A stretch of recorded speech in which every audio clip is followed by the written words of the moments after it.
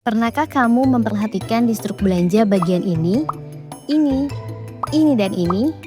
Iya, angka-angka itu adalah pajak pertambahan nilai atau yang lebih akrab kita sebut PPN. Mulai awal tahun 2025, pemerintah akan menaikkan tarif PPN dari 11% menjadi 12%. Kira-kira dompetmu siap gak nih menghadapi kenaikan ini?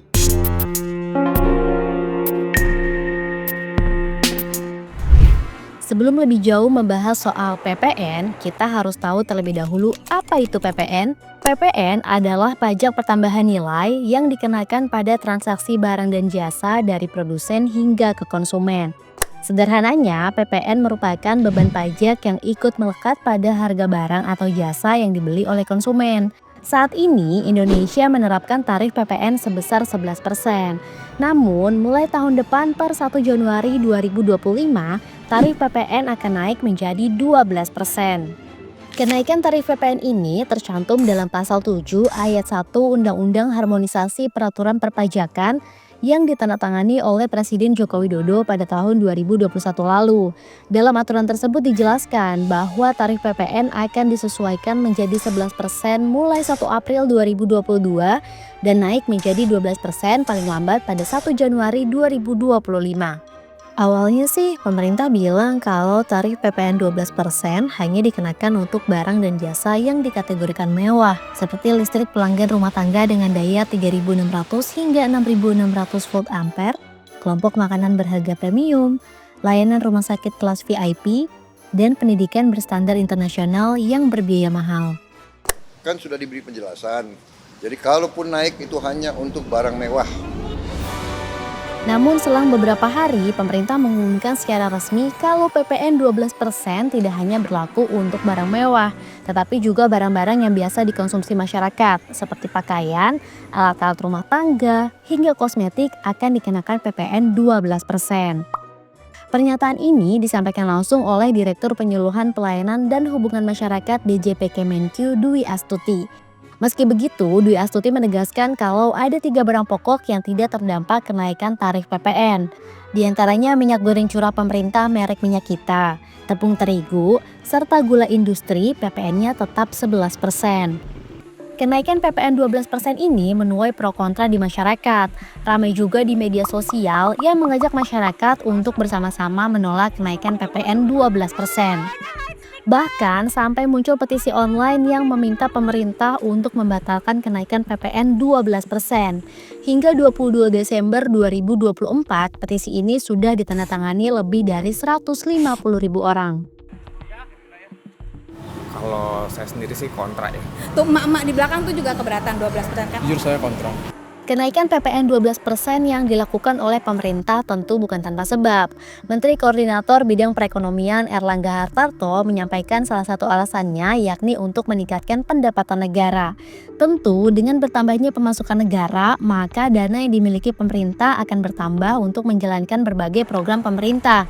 Misalnya saja pembangunan infrastruktur, perbaikan jalan, dan program-program lainnya seperti kesejahteraan masyarakat, kesehatan, pendidikan, hingga makan bergizi gratis.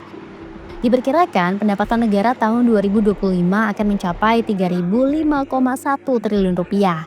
Menteri Keuangan Sri Mulyani Indrawati mengungkapkan ini adalah kali pertama pendapatan negara tembus di atas 3.000 triliun rupiah dengan penerimaan terbanyak berasal dari perpajakan sebesar 2.490 triliun rupiah. Kemudian bertambahnya PPN 12% juga untuk mengurangi defisit anggaran dan belanja negara atau APBN, di mana pemerintah sudah menetapkan defisit anggaran tahun 2025 sebesar 2,53% dari produk domestik bruto atau sebesar 616 triliun rupiah. Manfaat lain dari naiknya PPN 12% ialah untuk mengurangi ketergantungan negara terhadap utang luar negeri. Tercatat hingga November 2024, utang Indonesia sudah mencapai 8.680 triliun rupiah dan akan jatuh tempo pada tahun 2025 sebesar 800,33 triliun rupiah. Kenaikan tarif PPN 12% juga menjadi salah satu cara pemerintah untuk menyesuaikan standar internasional yang memiliki tarif PPN rata-rata 15%, bahkan di negara-negara yang termasuk dalam Organization for Economic Cooperation and Development. Namun, jika dibandingkan dengan negara di ASEAN, tarif PPN yang diterapkan Indonesia termasuk yang tertinggi, 2 kali lipat dibandingkan Malaysia. Bahkan Brunei Darussalam sama sekali tidak memungut PPN kepada warganya. Sebagai warga negara yang baik, memang sudah menjadi kewajiban kita untuk taat membayar pajak. Tapi, pemerintahan yang baik adalah pemerintahan yang mampu melihat dan memahami kondisi rakyatnya sebelum membuat kebijakan. Kenaikan PPN dari 11 menjadi 12% pastinya akan menambah pengeluaran masyarakat. Sebab bukan hanya tarif PPN yang naik, tapi harga barang-barang kebutuhan juga ikut naik. Kenaikan kebutuhan, kenaikan harga-harga, kenaikan tadi kebutuhan masyarakat yang emang melambung tinggi juga. Kita sadari bahwa kenaikan PPN 1%, tarif PPN 100% ya, jadi 11 ke 12%, itu akan meningkatkan harga ini sekitar 9%. Artinya ini bisa jadi orang yang pandangnya ini cuma meningkat sekian 1% nih, tapi secara rata-rata harga itu akan bisa meningkat 9%. Karena apa? Karena kita menganut yang namanya VAT. VAT itu apa? VAT itu value added tax itu adalah ya dari seluruh rangkaian produksi itu dikenakan PPN. Jadi harga barang dari mulai hulu sampai hilirnya itu akan meningkat. Center of Economic and Law Studies atau Celios memperkirakan rata-rata kenaikan pengeluaran rumah tangga akibat PPN 12% akan mencapai 1,2 juta hingga 4,2 juta per tahun. Kok bisa? Mari kita buat simulasinya. Andre adalah seorang karyawan swasta di Jakarta berusia 25 tahun dengan penghasilan 5,5 juta per bulan. Dalam 1 bulan, Andre mengeluarkan uang untuk membayar kos, kebutuhan makan, transportasi, kuota internet, kopi susu, langganan Netflix, langganan Spotify, hingga skincare. Jika semula Andre harus mengeluarkan uang untuk kebutuhan hidup sebesar Rp2.902.650 per bulan, maka per Januari 2025 ia harus menanggung biaya hidup sebesar Rp2.928.800 per bulan. Apabila dihitung dalam 1 tahun, maka Andre mencatatkan pengeluaran sebesar Rp34.545.600, selisih Rp313.800 dari yang sebelumnya Rp34.831.800. Itu baru kebutuhan pokok, belum lagi jika harus bayar iuran BPJS, kena potongan PPh 21, dan mungkin iuran tapera nantinya. Alhasil, dengan pendapatan yang sama tapi biaya hidup semakin meningkat, maka yang terjadi adalah daya beli masyarakat akan melemah. Apalagi pertumbuhan konsumsi rumah tangga pada kuartal 3 2024 tumbuh melambat 4,91% dibandingkan kuartal sebelumnya. Situasi ini diperparah oleh tren penurunan kelompok masyarakat kelas menengah dalam 5 tahun terakhir. Badan Pusat Statistik mencatat jumlah penduduk kelas menengah mulai menurun pasca pandemi COVID-19. Pada tahun 2019, kelas menengah mencapai 57,33 juta orang dan terus menurun menjadi 47,85 juta orang di tahun 2024. Perlu diketahui, saat ini kelompok kelas menengah dan menuju kelas menengah memiliki peran krusial sebagai bantalan ekonomi nasional.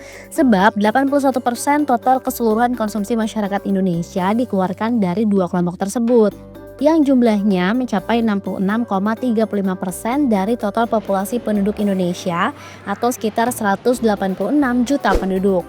Apabila situasi ini terus terjadi, maka bukan tidak mungkin tahun 2025 akan terjadi inflasi yang dapat menambah tekanan ekonomi, khususnya bagi kelompok kelas menengah ke bawah. Rumah tangga itu kan ditopang secara signifikan oleh kelas menengah. Nah, kelas menengah ini pasti akan terkena imbas yang paling dalam sebenarnya. Karena apa? Karena kalau kita lihat sebenarnya pemerintah bisa saja memberikan stimulus ekonomi, stimulus bantuan sosial, tapi tidak untuk kelas menengah. Nah, ini yang membuat kelas menengah kita akan semakin tertekan. Jumlahnya bisa semakin menyusut. Karena kalau kita lihat untuk kontribusi konsumsi saja itu sudah turun dibandingkan kalau kita bandingkan dengan tahun 2000-an yang itu bisa mencapai 68%. Sekarang konsumsi kelas menengah itu hanya sekitar 61%. Artinya ini semakin turun untuk share kelas menengah itu sendiri dan bisa berbahaya kepada jumlah kelas menengah itu yang dia semakin menyusut. Dia menuju ke rentan miskin. Dan rentan miskin ini yang akhirnya juga bisa berakibat dan berpindah kepada kelas yang lebih miskin. Untuk meredam efek kenaikan PPN 12%, pemerintah memberikan sejumlah paket kebijakan stimulus ekonomi yang anggarannya mencapai 265,6 triliun rupiah. Di antaranya, pemerintah akan menanggung biaya PPN 1% dari barang kebutuhan pokok seperti minyak kita, tepung terigu, dan gula industri, sehingga masyarakat tetap membayar tarif PPN sebesar 11%. Lalu, pemerintah juga membebaskan PPN untuk sejumlah pelayanan jasa strategis sesuai dengan Peraturan Pemerintah Nomor 49 Tahun 2024. Jasa tersebut meliputi pendidikan, pelayanan kesehatan medis, pelayanan sosial, angkutan umum, jasa keuangan, serta persewaan rumah susun umum dan rumah umum. Selanjutnya, pemerintah juga memberikan diskon listrik 50% selama 2 bulan mulai dari Januari hingga Februari 2025, khususnya untuk pelanggan dengan daya 2200 watt ke bawah. Sementara itu, di sektor properti, pemerintah akan menanggung PPN rumah khusus yang harganya mencapai 5 miliar rupiah. PPN yang ditanggung berlaku untuk harga maksimal 2 miliar rupiah dengan rincian diskon 100% pada Januari hingga Juni 2025 dan 50% pada Juli hingga Desember 2025. Pemerintah juga akan membebaskan PPN untuk setiap pembelian kendaraan listrik. Selain itu, pemerintah juga akan membebaskan pajak penghasilan untuk karyawan dengan penghasilan hingga 10 juta rupiah per bulan. Eits, tapi ini hanya berlaku untuk bekerja di sektor padat karya atau tekstil. Jadi buat budak korporat, minggir dulu ya. Kebijakan pemerintah untuk memberikan stimulus ekonomi kepada masyarakat memang baik, tapi masih dipertanyakan efektivitasnya. Terlebih beberapa paket stimulus yang diberikan bersifat temporer bukan permanen. Jadi gimana? Tahun baru, PPN baru, isi dompet baru juga nggak? Atau isi dompet sama aja?